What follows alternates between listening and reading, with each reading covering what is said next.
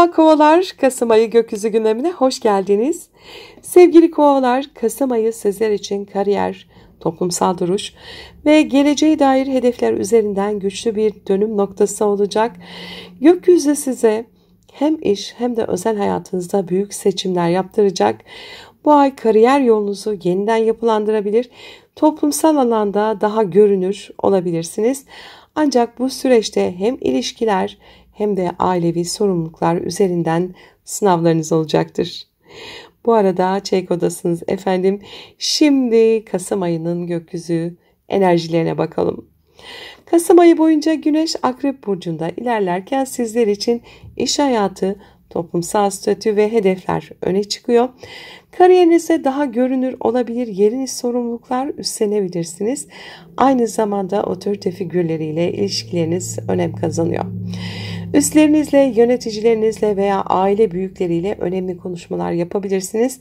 Gökyüzü size şunu söylüyor: artık kendi gücünüzü toplumsal sahnede göstermenin zamanı geldi.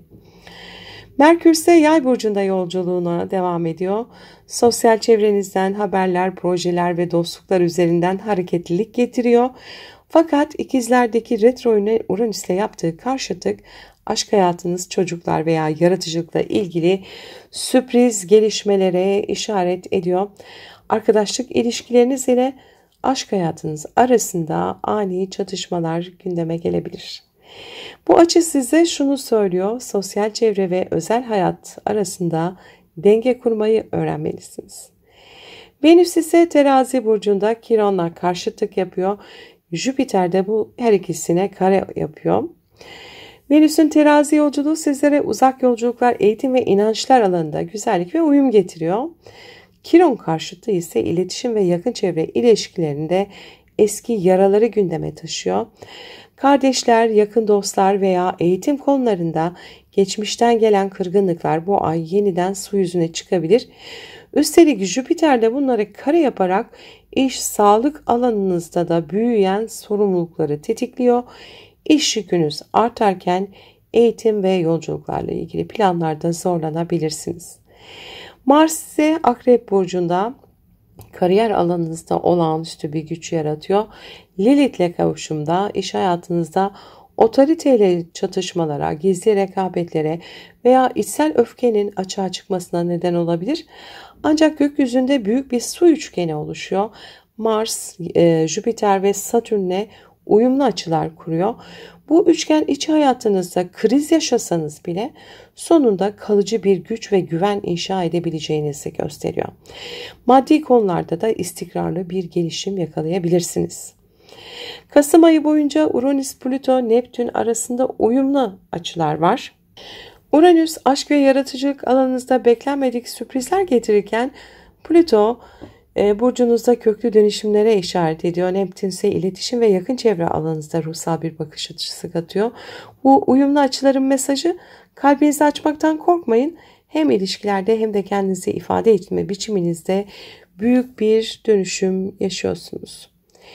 Lilith ise Akrep burcunda Kiron'la zorlu açılar yapıyor. İletişim alanında kriz yaratabilir bu. Kardeşler, yakın çevre ve sözlü ifadeleriniz üzerinden yanlış anlaşılmalar gündeme gelebilir. Bu süreç aslında kendi sözlerinizin gücünü fark etmeniz için sizi uyarıyor. Kuzey ay düğümü ise Balık burcunda maddi kaynaklar, gelir ve özdeğer üzerinden büyümeye davet ediyor. Güney ay düğümü ise fazla detaycı, hesap kitap yapan, kontrolcü tarafınızı geride bırakmanızı söylüyor. Plüton'un da bu noktaya yaptığı zorlayıcı açı kimliğinizin ve duruşunuzun bu dönüşümde çok etkili olacağını gösteriyor. Gökyüzü size şunu söylüyor: maddi ve manevi değerlerinizi yeniden tanımlayın. Asıl gücünüz orada.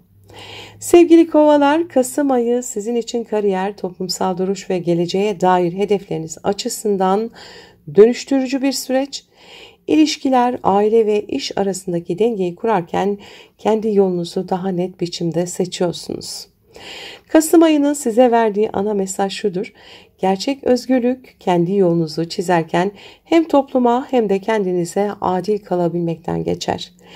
Bu ay hem iş hem özel hayatınızda sizi özgürleştiren seçimler yapacaksınız. Sevgili kovalar, Kasım ayı sizin için kariyer, sosyal çevre, hedefler ve ilişkiler açısından oldukça yoğun geçecek. Bu süreçte hem toplumsal konumunuzu güçlendirmek isteyecek hem de arkadaşlıklarınızı gözden geçireceksiniz.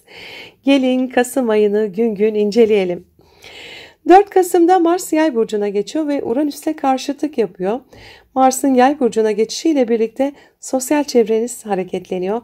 Arkadaş gruplarınızla daha fazla bir araya gelebilir, yeni sosyal çevrelere katılabilirsiniz. Ancak Uranüs ile karşıtlık ailevi konularda ani gerilimler yaratabilir. Sosyal hayatınıza, özel yaşamınızı dengelemeye dikkat edin.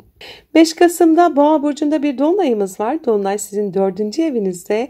Ev, aile ve köklerle ilgili önemli bir tamamlanma sürecindesiniz. Taşınma, ev değişikliği ya da ailevi bir mesele sonuçlanabilir. Ancak Mars-Uranüs karşıtlığı bu süreci daha da gergin hale getirebilir. Sakin kalmaya özen gösterin. 7 Kasım'da Venüs Akrep Burcu'na geçiyor. Venüs'ün Akrep Burcu'na geçişiyle birlikte kariyerinizde dikkat çekiyorsunuz. Üstlerinizle daha uyumlu ilişkiler kurabilir. İş hayatınızda destek görebilirsiniz.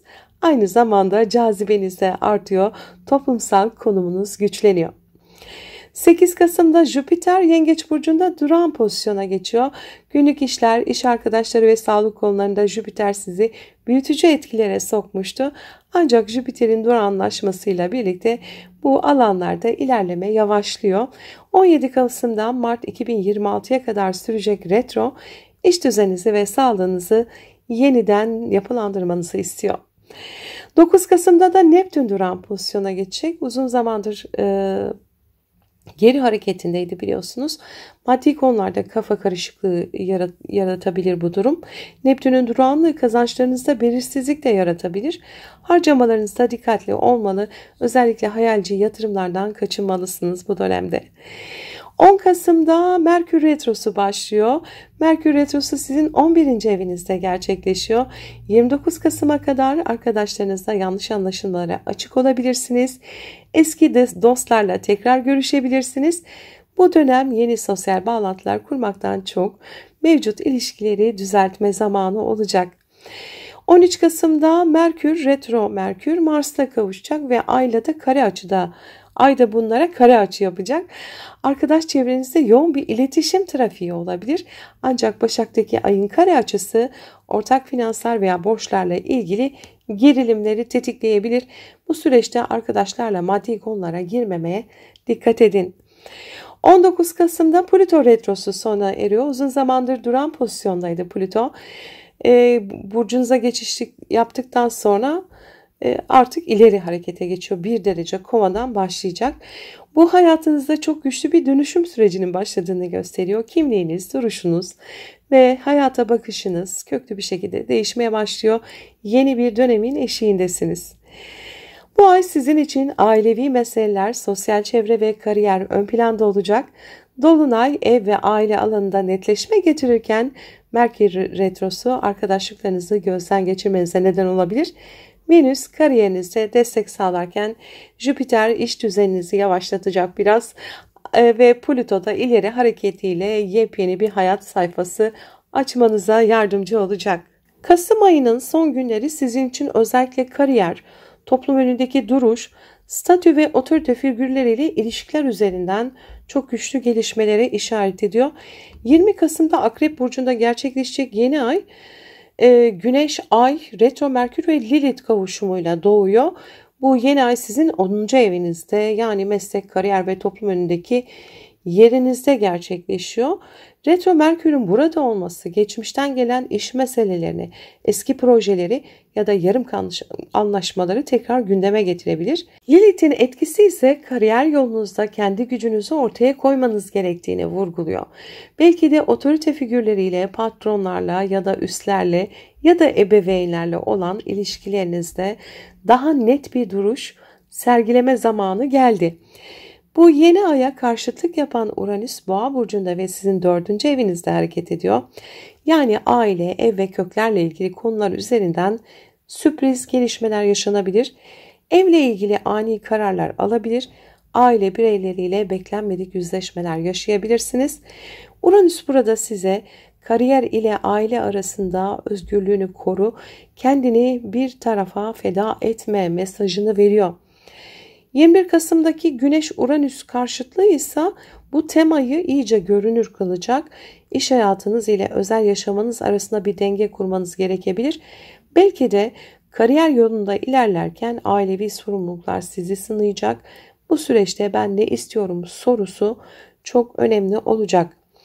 22 Kasım'da Güneş Yay burcuna geçiyor. Bu geçişle birlikte odağınız biraz daha sosyal çevre, arkadaşlıklar ve geleceğe dair projelerin üzerine kayıyor. İş hayatında yaşanan yoğun gündemden sonra hayallerinize ve dostlarınıza yönelmek size iyi gelecektir. 25 Kasım'da Retro Merkür ile Venüs kavuşumu yaşanacak Akrep Burcu'nda. Bu kavuşum kariyer alanında şifalandırıcı bir etki taşıyor. Belki eski bir iş bağlantısı tekrar gündeme gelecektir ya da belki de geçmişte yaşanan bir anlaşmazlığı çözme fırsatı bulacaksınız. Aynı zamanda iş hayatınızda ilişkiler üzerinden destek görebileceğiniz de bir dönem olabilir. 29 Kasım'da Merkür Retrosu sona eriyor. Artık iş ve kariyer alanında daha net, daha sağlam kararlar alabileceksiniz. Kafanızdaki belirsizlikler geride kalıyor. 30 Kasım'da Venüs Yay burcuna geçiyor. Bu geçişle birlikte sosyal hayatınız canlanıyor. Arkadaşlık ilişkilerinizde uyum ve keyif artıyor. Topluluklar içinde daha görünür olabilirsiniz. Ayrıca geleceğe dair yeni planlar ve işbirlikleri için destekleyici fırsatlar da önünüze çıkabilir. Sevgili kovalar, Kasım ayı size şunu öğretiyor. Kariyerinizde kendi yolunuzu çizmekten korkmayın. Toplumsal beklentilerle kendi istekleriniz arasında bir denge kurun. Ayın sonunda ise sosyal çevrenizden gelen destekle kendinizi çok daha güçlü hissedeceksiniz. Mutlu, umutlu, verimli bir ay geçirmenizi dilerim. Sevgiyle kalın.